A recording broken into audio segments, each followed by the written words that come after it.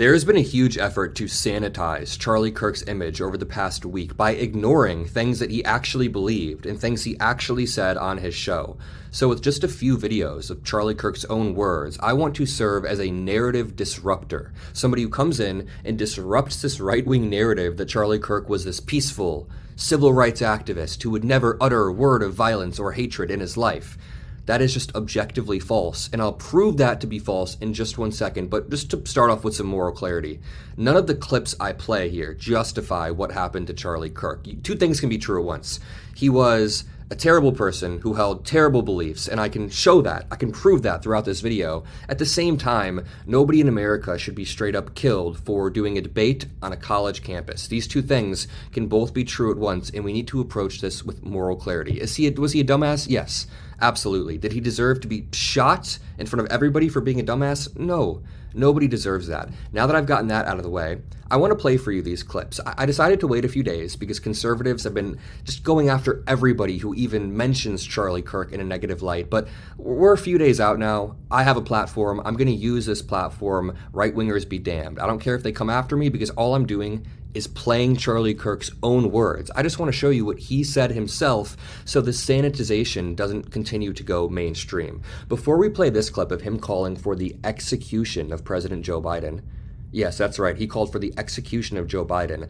Let me just start off with old Charlie Kirk arguing that essentially children should not get free lunch in schools, even if they need it.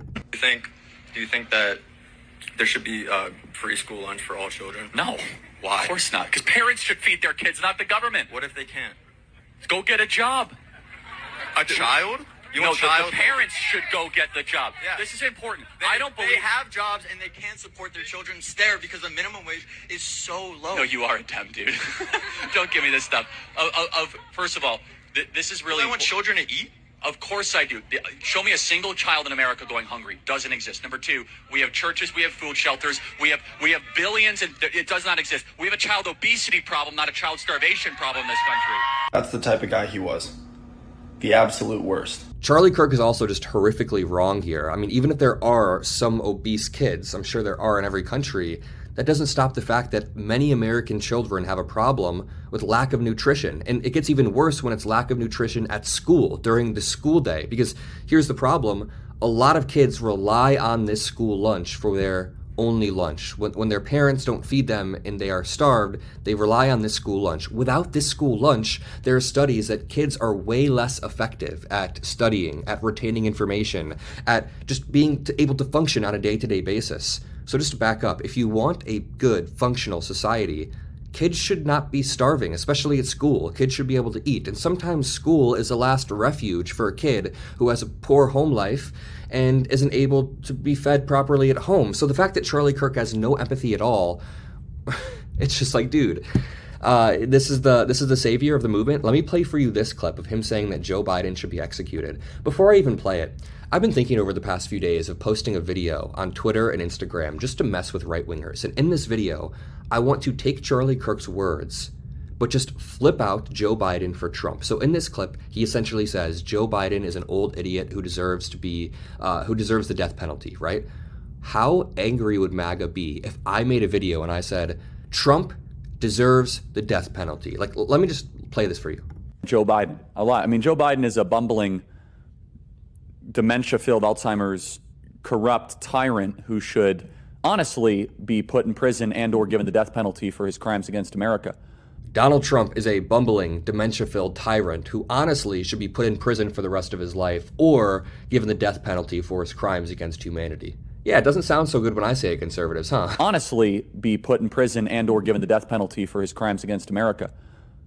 But Kamala Harris, my goodness, there's something that just kind of is tribal where people are like, I don't. This is your peaceful savior? He was calling for the execution of the President of the United States. Your peaceful savior was sitting there. I'm not saying it to you guys, to the right-wingers who are watching. Their peaceful savior is sitting there on these shows and calling for the execution of the President of the United States. And then right after all of the shooting stuff happened, Nancy Mace gave a speech last night at the Kennedy Center. And I want to play for you some clips from this Nancy Mace speech because she continues to spread and foment violence. But quickly, Mehdi Hasan said in response to Scott Adams, who was like, wait until all the haters of Charlie Kirk find out their anger is based entirely on quotes taken out of context. Mehdi Hasan was like, sorry, what's the context for Kirk saying that, quote, Joe Biden is a bumbling, dementia-filled, Alzheimer's corrupt tyrant who should be put in prison or given the death penalty? Or what about just last week when Charlie Kirk said, quote, Islam is the sword the left is using to slit the throat of America? Like, this is insanely inflammatory rhetoric. And this is coming from people like Charlie Kirk, coming from people like Donald Trump in a top-down manner. I could keep going. Stephen Miller, J.D. Vance, Elon Musk, all of these people in a top-down manner are spreading this type of rhetoric, yet they pull up some random Twitter account with 0 likes and act like that represents every Democratic politician. It's just like random Twitter accounts who are saying crazy stuff, and Republicans are acting like that is every single Democrat. Maya Luna responds to Benny Johnson. So right-wingers are trying to concoct this entirely new narrative that because Tyler Robinson may have lived with somebody who was going to transition and was maybe transgender, that means this is a trans-affiliated crime. What are we doing here? Benny Johnson says, Charlie Kirk killer, Tyler Robinson, had a boyfriend who was transgender. This man is cooperating with the FBI and has turned over all messages. Maya's like, so let me get this straight. The violence is coming from Tyler's transgender girlfriend who was also just cooperating with the police and not the white dude who shot and killed Charlie Kirk. This is what they're trying to do. They're trying to spin this into some issue where they can punch down at the most vulnerable communities when it's just another white dude. It's just the same thing that we've seen over and over. In fact, this dude was raised in a Republican family around guns, and it's not surprising that after a few years of internet radicalization, those guns came back around in his life and manifested into this. Now, really quickly, before we move on to this video of Nancy Mace, part of my job is to report the news that we want to hear. It's also to report the news that we don't want to hear. So I'm going to do that very, very quickly and try to disrupt some other narratives that I've seen online. And trust me, I've been on top of the facts. I've been reading all of the articles, all of the reports, just so I can stay on top of it all for you and report it responsibly. A lot of people are emailing me photos of Tyler Robinson in a MAGA shirt or Tyler Robinson apparently being a registered Republican. A lot of this is misinformation, everybody. The photo of Tyler Robinson in a MAGA shirt has been photoshopped. That is not real. Please don't believe that. We have strong arguments without that. Tyler Robinson was also not a registered Republican. That was a different person who is twice his age. Tyler Robinson's grandma also claimed that she doesn't think he did it. He's never used a gun. He's never talked politics, and she doesn't think that he did it at all. So people are citing his grandma as a source a lot. The grandma just thinks that he had nothing to do with it at all. The reality is, this kid was not a far right shooter. There is no evidence pointing towards that. I've actually been following this far right Groyper movement online for like 5 years because part of my job is to be a liberal person online, so I track these movements, I follow these movements, and the dude is just not a Groyper. There's been a lot of disinformation going around, like there's an image of him squatting that was taken in 2017, 2018, but that's not a Groyper meme. The Groypers didn't exist in 2017, 2018. In fact, that is something called a Slav squat that is a popular meme. So the point is, please wait for more evidence, wait for the investigation, and I'm just reporting this to you because people are jumping to a lot of conclusions. Somebody unsubscribed to me. A few people unsubscribed because I said the other day, listen, we should not jump to conclusions. I do not think he's a far-right shooter. I've been tracking this. I just said, don't fall for the disinformation. And people were mad at me. So I'm going to keep reporting the truth, whether people like it or not. Let's watch this video of Nancy Mace saying that this is now a battle of good versus evil, just purely divisive. I know we don't have a lot of time. There's so many good speakers tonight. This is a battle between good and evil. I wish we could compromise, but you can't compromise with evil. You can't compromise with evil. Wow, really unifying language to use at the Kennedy Center in Washington, D.C.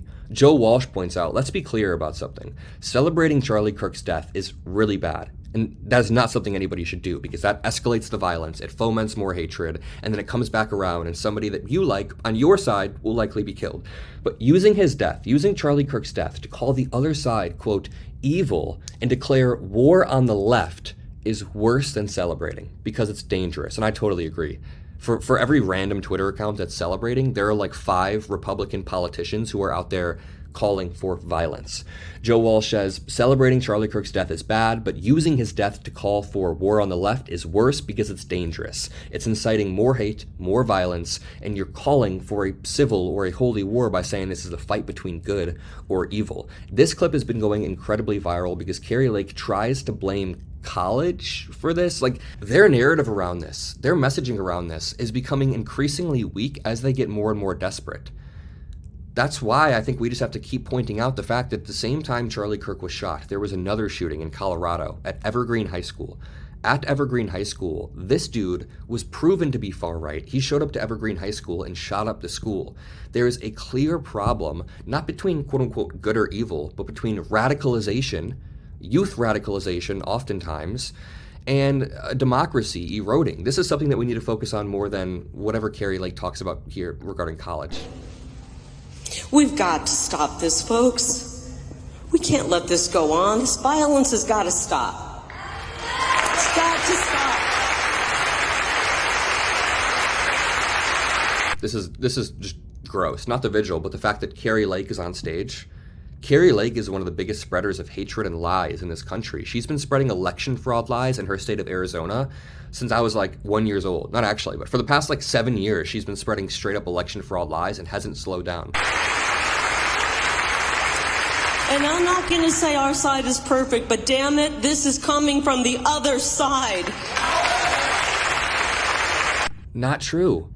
Not true. Sorry to keep pausing it, but Micah Irfan and I made a video yesterday showing that 76% of violent crimes come from right-wingers. The vast, vast majority of crimes committed for a political purpose come from the right, because in a top-down manner, right-wing leaders radicalize their base. Trump, Elon Musk, they radicalize their base. There are all these right-wing pipelines that you can get pulled down. So we need to be very, very clear about that.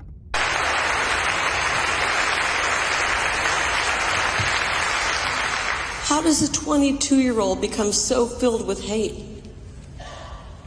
5 years earlier, I was told he was a Trump supporter.